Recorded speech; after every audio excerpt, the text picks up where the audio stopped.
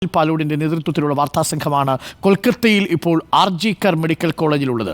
വനിതാ ഡോക്ടറെ ബലാത്സംഗം ചെയ്തു കൊന്ന കൊൽക്കത്ത RG കർ മെഡിക്കൽ കോളേജിൽ പ്രതിഷേധം ശക്തമാക്കിയിരിക്കുകയാണ് ആരോഗ്യ പ്രവർത്തകർ.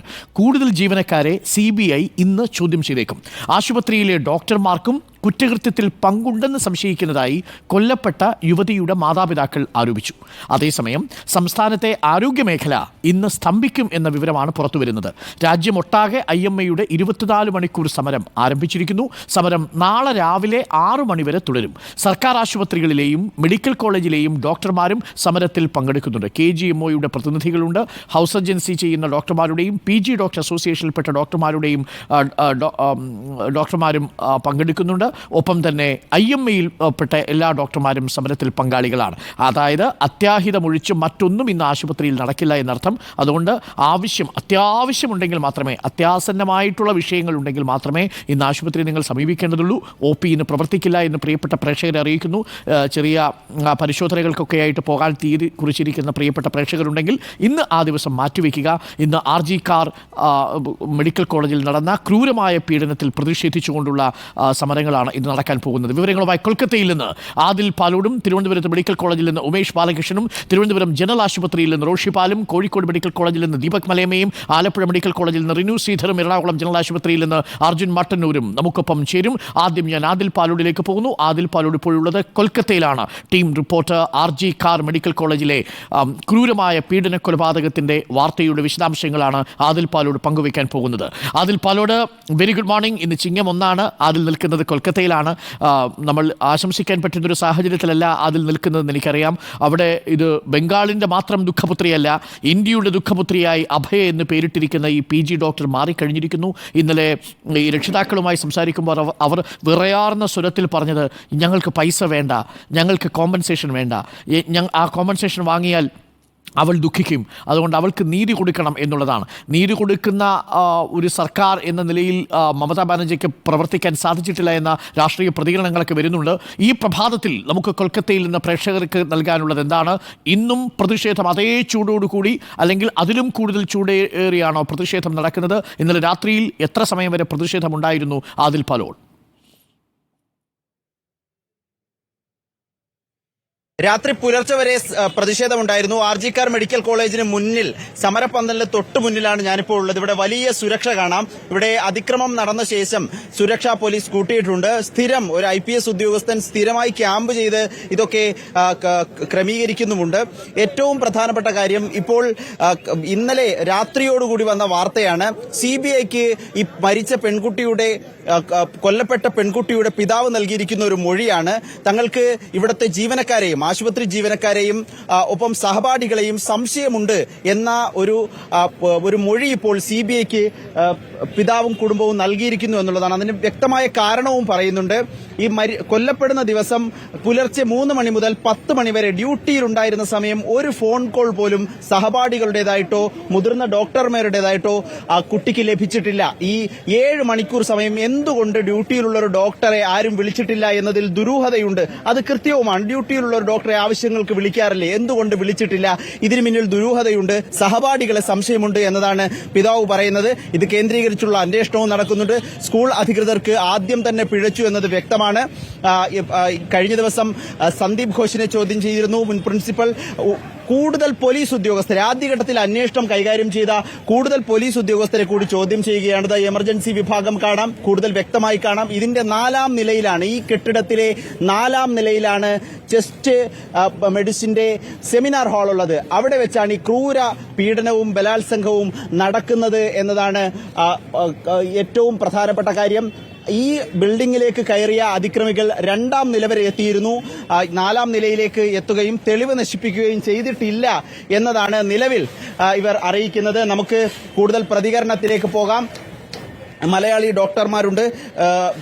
ഇപ്പോഴിവിടെ സമരം ഇപ്പോൾ തുടങ്ങിയിട്ടില്ല. 10 മണിയോടുകൂടിയാണ് ഈ സമരപന്തൽ സജീവമാകുന്നത്. ഇന്ന് പുലർച്ചെ വരെ സമരമുണ്ടായിരുന്നു. ഇത് ഒറ്റപ്പാലം സ്വദേശി, പാലക്കാട് ഒറ്റപ്പാലം സ്വദേശി ഡോക്ടർ സ്വാലിഹ് ശംസുദ്ദീൻ റിപ്പോർട്ടറിനോടൊപ്പം ചേരുന്നുണ്ട്. ഇവിടുത്തെ ഈ പെൺകുട്ടി, കൊല്ലപ്പെട്ട പെൺകുട്ടി പഠിച്ചതുപോലെ തന്നെ PG വിഭാഗത്തിൽ 2ാം വർഷ വിദ്യാർത്ഥിയായി, ജൂനിയർ ഡോക്ടറായി ഇവിടെ പഠിക്കുകയാണ്. എന്താണ് ഇപ്പോഴത്തെ നിലവിലെ ഇവിടുത്തെ ഒരു സ്ഥിതി ഡോക്ടർ? ഇവിടുത്തെ സ്ഥിതി എന്ന് പറയുന്നത് സ്ട്രൈക്ക് ഞങ്ങൾ മുന്നോട്ട് പോയിക്കൊണ്ടിരിക്കുക തന്നെയാണ്. സംഭവം ഞങ്ങളുടെ വളരെ ബേസിക് ആയിട്ടുള്ള റിക്വയർമെന്റ്സ് ആയിട്ടുള്ള CCTV ക്യാമറാസ്, അതേപോലെ തന്നെ സെക്യൂരിറ്റി, എല്ലാ ഡിപ്പാർട്ട്മെന്റുകളിലും പ്രോപ്പർ ആയിട്ടുള്ള സെക്യൂരിറ്റി എന്നുള്ള ആവശ്യങ്ങൾക്ക് വേണ്ടിയിട്ടാണ് ഞങ്ങൾ വളരെ സജീവമായിട്ട് സ്ട്രൈക്ക് ചെയ്യുന്നത്. ശരിക്ക് ഈ ബലാത്സംഗം നടന്ന ദിവസം പിന്നീട് ഉണ്ടായ സമരങ്ങൾ, ഇവിടെ ഉണ്ടായ അതിക്രമങ്ങൾ, ആ സമയത്തൊക്കെ ഡോക്ടർ ഇവിടെ ഉണ്ടല്ലോ. ഈ അതിക്രമങ്ങളൊക്കെ എങ്ങനെയാണ് സംഭവിക്കുന്നത്? അത് എങ്ങനെയാണ് കണ്ടത്? അവസാനം നടന്ന അതിക്രമം എന്ന് പറയുന്നത് 14-ാം തീയതി രാത്രിയിലാണ്. 14-ാം തീയതി രാത്രിയിൽ ആക്ച്വലി ഞങ്ങളെല്ലാവരും സ്ട്രൈക്കിൽ പോയിക്കൊണ്ടിരിക്കുമായിരുന്നു. 11 മണിയോട് കൂടിയിട്ട് നോർമലി ഫീമെയിൽസിന്റെ ഒരു സ്ട്രൈക്കായിരുന്നു കണ്ടക്ട് ചെയ്തിട്ടുണ്ടായിരുന്നത്. ആ സമയത്ത് ഒരു 7000-ഓളം ആളുകൾ പുറത്ത് തടിച്ചുകൂടുകയും ഞങ്ങൾ ആ സ്ട്രൈക്കിലോട്ട്, അതായത് വളരെ നോർമലായിട്ട് പീസ്ഫുള്ളായിട്ടുള്ള മെഴുകുതിരി വെച്ചിട്ടുള്ള സമരം, ശ്യാം ബസാർ നെക്സ്റ്റ് ജംഗ്ഷൻ ആയിട്ടുള്ള ശ്യാം ബസാർ 5 പോയിന്റ് ജംഗ്ഷൻ അങ്ങോട്ടേക്കായിരുന്നു സ്ട്രൈക്ക് പോകുന്നുണ്ടായിരുന്നത്. ആ ഒരു സ്ട്രൈക്ക് കണ്ടക്ട് ചെയ്യാൻ അവർ സമ്മതിച്ചില്ല. അങ്ങനെ ബാരിക്കേഡ് എല്ലാം വെച്ചിട്ടുണ്ടായിരുന്നു. സമരക്കാരെ പോലും അടിച്ചൊതുക്കുന്ന രൂപത്തിലേക്ക് വന്നവർ അതെ എമർജൻസിയിലേക്ക് കടന്നു. എമർജൻസിയിലോട്ട് കയറി. ഇവിടെ ഞാനും എന്റെ ഫ്രണ്ട്സും കുറച്ചുപേര് പുറത്തോട്ട് ആ സമയത്ത് ജസ്റ്റ് പുറത്തോട്ട് ഇറങ്ങിയിരുന്നു. ആ സമയത്താണ് ആ ഭീകര അന്തരീക്ഷം കണ്ടത്. ഇവിടുന്ന് നിങ്ങൾ കാണാം, ഒരു 500 മീറ്റർ തൊട്ടപ്പുറത്ത് ഒരു ബ്രിഡ്ജ് ഉണ്ട്. ആ ബ്രിഡ്ജിന്റെ താഴെയെല്ലാം ഞാൻ കണ്ടതാണ് ഒരു 2 ലോറികളിലൊക്കെ ആളുകൾ വരുന്നതായിട്ട്. ഇതിന് പിന്നിലൊരു ആസൂത്രിത നീക്കം ഉണ്ടായി എന്നുള്ളത് അതിൽ നിന്ന് വളരെ വ്യക്തമാണ്. അങ്ങനെ ഏതാണ്ട് ഒരു 1 മണി 1:30 കൂടിയിട്ട് നിറയെ ആളുകൾ തടിച്ചുകൂടി ഇങ്ങോട്ട് വരികയും ഇവിടെയുള്ള PG ഡോക്ടേഴ്സിനെതിരെ കല്ലൊക്കെ എടുത്ത് എറിയുകയും ഈ സമരപന്തൽ മുഴുവൻ തല്ലി തകർക്കുകയും എമർജൻസി ബിൽഡിംഗ് തകർക്കുകയും ഒക്കെ ചെയ്തിരുന്നു അന്ന്. ശരിക്കും പറഞ്ഞാൽ പിന്തുണ നൽകുകയായിരുന്നില്ല ഇവരുടെ ലക്ഷ്യം എന്നത് വ്യക്തമാണ്. ഈ മലയാളി ഡോക്ടർ അതിന് സാക്ഷിയുമാണ്. ഇവർ വന്നത് ലോറികളിലാണ് എന്നുള്ളത് കൃത്യമായി തന്നെ ഡോക്ടർ പറയുന്നുമുണ്ട്. ഡോക്ടർ, ഇപ്പോഴുള്ള സമരം അത് മുന്നോട്ട് പോയിക്കൊണ്ടിരിക്കുകയാണ്. ഈ അന്വേഷണത്തിൽ വിദ്യാർത്ഥികൾക്ക് വിശ്വാസമുണ്ടോ?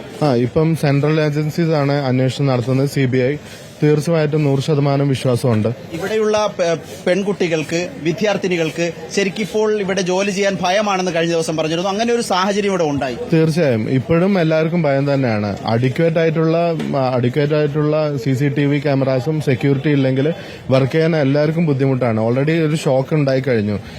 പ്രത്യേകിച്ച് ഫീമെയിൽ കൊളീഗ്സിന് വർക്ക് ചെയ്യാൻ വളരെ പാട് തന്നെ ആയിരിക്കും. ഈ ഒരു പേടിയുണ്ട്, ഭയമുണ്ട് ഉള്ളിൽ, ഭയങ്കരമായിട്ട് ഭയപ്പെടുകയാണ്. ആർക്കാണെങ്കിലും ഭയം ഉണ്ടാവുമല്ലോ. ഏത് സമയത്തും പേഷ്യൻസ് വയലന്റ് ആവാം, എന്തും സംഭവിക്കാം. ഈ അന്വേഷണത്തിന്റെ തുടക്കത്തിൽ ചില പ്രശ്നങ്ങൾ ഉണ്ടായി എന്ന ആക്ഷേപമുണ്ടായിരുന്നു. ഈ ആത്മഹത്യയാണ് വിളിച്ച് വീട്ടിലേക്ക് പറയുന്നത് ഇവിടെ നിന്ന്. അങ്ങനെയുള്ള പ്രശ്നങ്ങൾ കൂടി ഇതിന്റെ പശ്ചാത്തലത്തിലുണ്ട്. അങ്ങനെ തുടക്കത്തിൽ അതുപോലെ മൂടിവെക്കാൻ ശ്രമിച്ചു എന്നുള്ള രീതിയിലായിരുന്നു ആദ്യം ഉണ്ടായിരുന്നത്. ഞങ്ങള് ശക്തമായിട്ട് പ്രൊട്ടസ്റ്റ് മുന്നോട്ട് പോയി തുടങ്ങി. അപ്പോൾ നിരവധി ആളുകളുടെ സപ്പോർട്ട് പിന്നീട് അതിനുശേഷം വരികയും പിന്നീട് പോലീസിൽ നിന്നും ഇപ്പൊ മാറ്റിയല്ലോ, CBIയിലേക്ക് കേസ് മാറ്റി. ഈ ഒരു കാര്യം ചോദിക്കൂ, അതായത് ഈ ചെസ്റ്റ് ഡിപ്പാർട്ട്മെന്റും ഈ കുട്ടിയും തമ്മിൽ എന്തെങ്കിലും ബുദ്ധിമുട്ടുണ്ടായിരുന്നോ? കാരണം ഈ മാതാപിതാക്കൾ പറയുന്നത് ഈ ഡോക്ടർമാർക്കും ഇതിൽ പങ്കുണ്ട്, അല്ലെങ്കിൽ ഈ സഹ അധ്യാപകർക്കും ഇതിൽ പങ്കുണ്ട് എന്ന തരത്തിലുള്ള ചില സൂചനകളൊക്കെ ഈ രക്ഷിതാക്കൾ നൽകിയിരുന്നു. അങ്ങനെ എന്തെങ്കിലും ബുദ്ധിമുട്ട് ഈ കോളേജിൽ ഈ കുട്ടി അനുഭവിച്ചിരുന്നോ? ഒന്നുകൂടി അത് ചോദിക്കുമോ? ആയിട്ടുള്ള ഒരു ഏരിയയിൽ വർക്ക് ചെയ്യാൻ അരുൺ പറയുന്നത് വ്യക്തമല്ല. ഒന്നുകൂടി ചോദിക്കാമോ? കണക്ടിവിറ്റിയുടെ ചെറിയ പ്രശ്നം മനസ്സിലാവുന്നു. കൊൽക്കത്തയിലാണല്ലോ. അതിൽ ചോദ്യം ഇതായിരുന്നു, അതായത് രക്ഷിതാക്കൾ പറയുന്നത് ഈ ആശുപത്രി അധികൃതരുമായി ഈ കുട്ടിയുമായിട്ട് ഒരു അഭിപ്രായ വ്യത്യാസമുണ്ടായിരുന്നു. അതിൽ രക്ഷിതാക്കൾ ഈ ആശുപത്രിയിലെ ചിലരുടെയെങ്കിലും പങ്കാളിത്തം ഈ കുറ്റകൃത്യത്തിലുണ്ട് എന്ന് സംശയിക്കുന്നുണ്ട്. അങ്ങനെ എന്തെങ്കിലും ഈ വിദ്യാർത്ഥികൾ സംശയിക്കുന്നുണ്ടോ? ഇത് ഉറപ്പാണ്. കാരണം ഈ കുടുംബം തന്നെ സംശയിക്കുന്നുണ്ട്. ഈ ആശുപത്രിക്ക് കൂട്ടബലാത്സംഗം നടന്നു എന്ന ആക്ഷേപവും അത് സംബന്ധിച്ചുള്ള അന്വേഷണവും നടക്കുന്നുണ്ട്. ആ നിലയിൽ ഇതിൽ പങ്ക് ഇവിടുത്തെ ജീവനക്കാർക്ക്, സഹപാഠികൾക്കുണ്ട് എന്ന് വിദ്യാർത്ഥികൾ കരുതുന്നുണ്ട്. ഒരുപാട് റൂമേഴ്സ് ഇതുമായിട്ട് ഒരുപാട് സ്റ്റോറീസ് ഇറങ്ങുന്നുണ്ട്. പക്ഷെ അത് എല്ലാം വിശ്വസിക്കാൻ പറ്റില്ല. എന്തായാലും അന്വേഷണം CBI ഓഫീസേഴ്സ് ഇതെല്ലാം ക്ലിയർ ആയിട്ട് പുറത്തു കൊണ്ടുവരിക തന്നെ ചെയ്യും. ഇതിനകത്ത് ഒരുപാട് റൂമേഴ്സ് ഉണ്ട്, ഒരുപാട് ഫ്രണ്ട്സിനെ ഒക്കെ എടുത്തിട്ടിട്ട് റൂമേഴ്സ് ഫേസ്ബുക്കിലൊക്കെ ഇങ്ങനെ കുറെ ചെയ്യുന്നുണ്ട്. അത് വളരെ മോശമാണ്. വെറുതെ റൂമേഴ്സ് പരത്തരുത്. അന്വേഷണം കൃത്യമായി നടക്കട്ടെ. ഒരു ഊഹാപോഹങ്ങൾ വെച്ചു പുലർത്തേണ്ടതില്ല എന്നാണ് ഇവിടുത്തെ ഡോക്ടർ കൂടിയായ ജൂനിയർ ഡോക്ടർ കൂടിയായ ഡോക്ടർ സാലി പറയുന്നത്. ഏതായാലും സമരം തുടരുകയാണ്. ഇവിടെ ഈ പ്രത്യേകിച്ച് സുരക്ഷാ സംവിധാനങ്ങൾ ഇവിടുത്തെ സൗകര്യങ്ങൾ ഒരുക്കുന്നത് വരെ. അതെ തീർച്ചയായും ഇത് എല്ലാവരെയും അറസ്റ്റ് ചെയ്യുന്നത് വരെയും സമരം ചെയ്യുക തന്നെ ചെയ്യും. പിന്നെ അതേപോലെ തന്നെ നമ്മുടെ വർക്ക് പുനരാരംഭിക്കുക.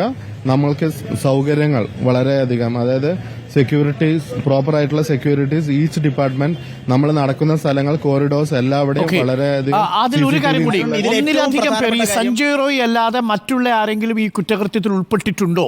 അങ്ങനെ സംശയിക്കുന്നുണ്ടോ അവർ? ഇതൊരു കൂട്ടബലാത്സംഗമായി കരുതുന്നുണ്ടോ പോസ്റ്റ്മോർട്ടം റിപ്പോർട്ടൊക്കെ പുറത്തു വന്ന സാഹചര്യത്തിൽ? ഈ കൂട്ടബലാത്സംഗമായി ആരോപണമുണ്ട് എങ്കിലും പക്ഷെ അങ്ങനെ ഒരു ആരോപണത്തിലേക്ക് നിങ്ങൾ വിദ്യാർത്ഥികൾ ഇപ്പോൾ പോകുന്നുണ്ടോ? അല്ല, തീർച്ചയായും ഇതൊരു 2 to 3 പീപ്പിൾസ് ഇൻവോൾവ് ആണ് ഈ ക്രൈമിൽ എന്നുള്ളത് ക്രൈം സീൻ കണ്ടാൽ തന്നെ നോർമലി ഉള്ള ഒരു ആൾക്ക് മനസ്സിലാക്കാൻ പറ്റുന്നതാണ്. കാരണം വേ ഓഫ് ഇഞ്ചുറി അങ്ങനത്തെയാണ്. അതുകൊണ്ട് എന്തായാലും ഒരാളല്ല, അതൊരു ആത്മഹത്യയല്ല എന്ന് 100% എല്ലാവരും അങ്ങനെ വിശ്വസിക്കുന്നു. തീർച്ചയായും 100% ആളുകൾ വിശ്വസിക്കുന്നുണ്ട്. വളരെ പ്രധാനമാണ് അരുൺ, വളരെ പ്രധാനമാണ്.